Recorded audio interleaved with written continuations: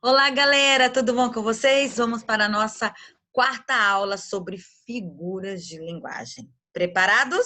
Então vamos lá. Bom, agora nós vamos ver o significado de gradação. Vocês sabem o significado disso? Sabe o que é isso, gradação? Não? Então vem comigo que eu vou te ensinar. Gradação é a apresentação de ideias que progridem de forma crescente, clímax, ou decrescente, anticlímax. Exemplo: inicialmente calma, depois apenas controlada, até o ponto total do nervosismo. Quando você vai contando por etapas, tá? Por exemplo, assim, ó, infância, adolescência, fase adulta e aí idosa. Eu estou na gradação, no sentido de ordem crescente ou decrescente. Tem um filme que é de Benjamin Burton. Ele conta a história da forma gradação. Ele nasce velho e aí, com o decorrer do filme, ele vai ficando mais jovem até chegar à fase do neném. Eu não vou te contar o restante para você ir lá e assistir, tá? No caso, a gradação que ele utiliza é uma gradação decrescente, que a gente chama de anticlímax, tá bom? No exemplo, aqui, acima não, ao lado, aqui, acima, verdade, acima. Acompanhamos a progressão de uma tranquilidade até o nervosismo. Começa com a calma, depois vem controlada e, por fim, nervosa. Olha aqui essa tirinha. Só lembro que a cegonha me trouxe, decolou de Orly às 17h22 na hora de Paris, é claro. Depois, fizemos uma escala em Dark, outra no Rio, onde trocamos uma pena que não estava boa. E, finalmente, ela me deixou aqui. Mas não me lembrei de perguntar para que ela me trouxe. Viram que ele foi começando a contar o caso, né? Primeiro decolou de tal lugar, depois parou em tal lugar, depois fizeram outra escala em tal lugar, até chegar no seu lugar atual. Então, isso ele está falando de uma ordem crescente. Isso é gradação. Fácil. Gradação é a mais fácil de todas, gente. Elipse. Eu quero que vocês prestem bastante atenção em elipse, tá?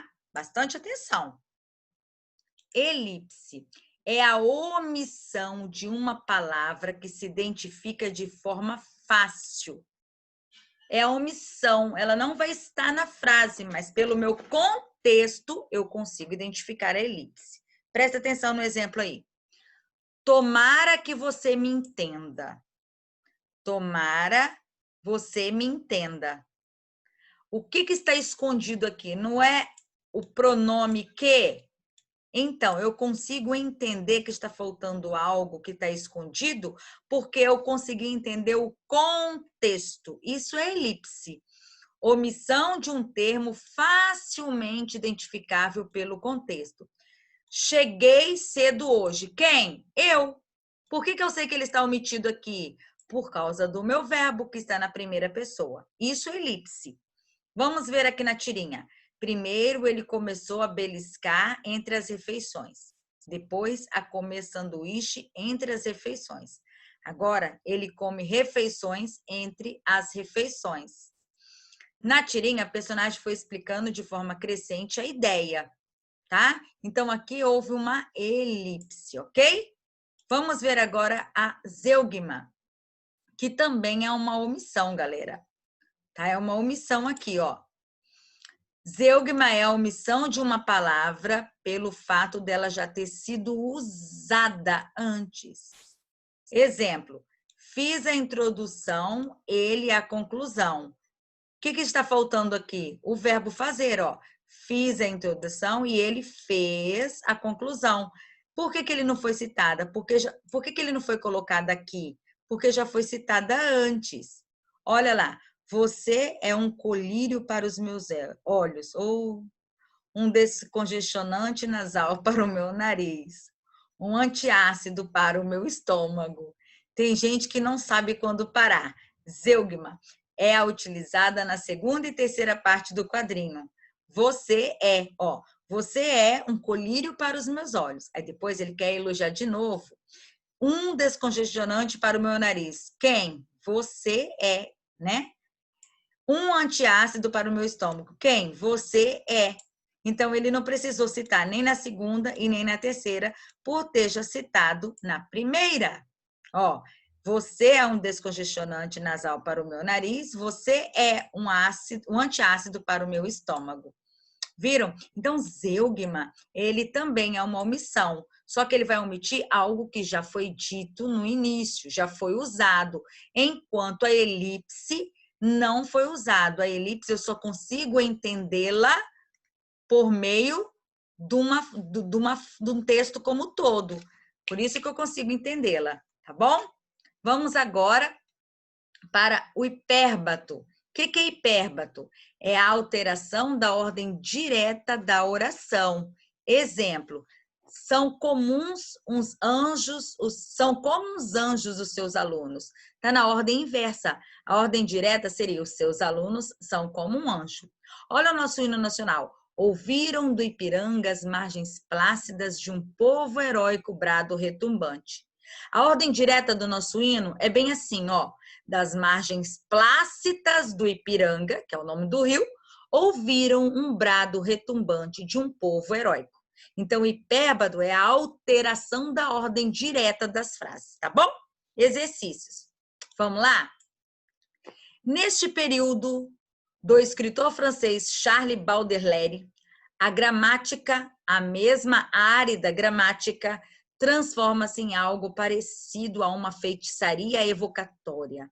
As palavras ressuscitam revestidas de carne e osso, o substantivo em sua majestade substancial, o adjetivo de roupa transparente que o veste e dá cor como um verniz, e o verbo anjo do movimento que dá impulso à frase. Nossa!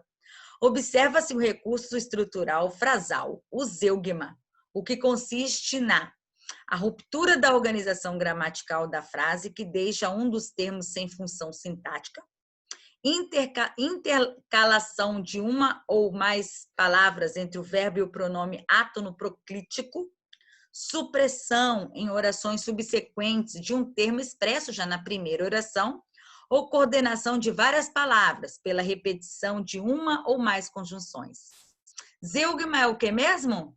Supressão em orações subsequentes. Já foi dito na primeira, não há necessidade de dizer novamente, tá bom? Vamos à segunda. Na laranja e na couve picada, as cores brasileiras da feijoada.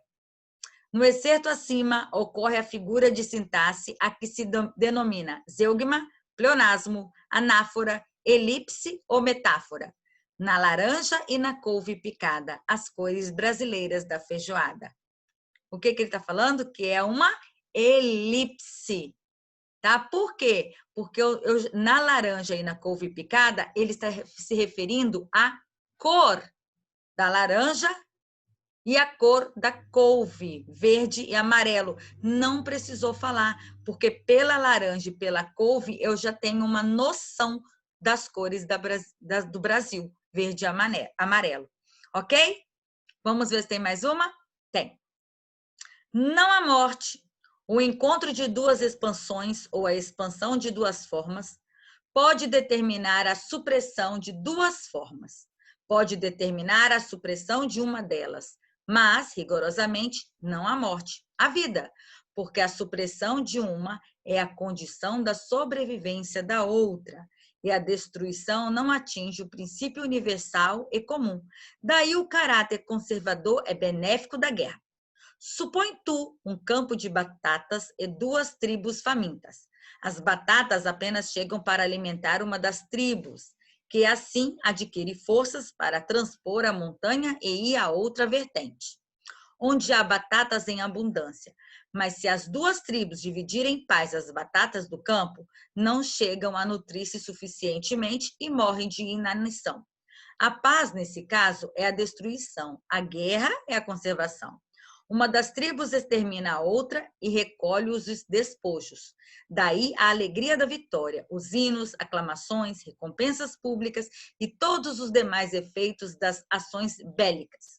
Se a guerra não fosse isso, tais demonstrações não chegariam a dar-se pelo motivo real de que o homem só comemora e ama o que lhe é aprazível ou vantajoso, e pelo motivo racional de que nenhuma pessoa canoniza uma ação que virtualmente a destrói. Ao vencido, ódio ou compaixão. Ao vencedor, as batatas. Agora vamos ver ali, aqui, ó. Assinale dentre as alternativas abaixo aquela em que o uso da vírgula marca a supressão, ou seja, a elipse do verbo. Ao vencido, ódio ou compaixão. Ao vencedor, as batatas. A paz, nesse caso, é a destruição. Daí a alegria da vitória, os hinos, as aclamações, recompensas públicas e todos os demais efeitos das ações bélicas. Mas, rigorosamente, não a morte. Se a guerra não fosse isso, tais demonstrações não chegariam a dar-se. A resposta correta é A. Ao vencido, ódio ou compaixão. Ao vencedor, as batatas. As vírgulas estão ocupando o lugar do verbo. Para os vencidos, o que dá, né? No lugar do verbo. Está suprimindo. Bem, galera, por hoje é só. Eu vou terminando por aqui mais uma aula e te espero para a próxima aula de figuras de linguagem.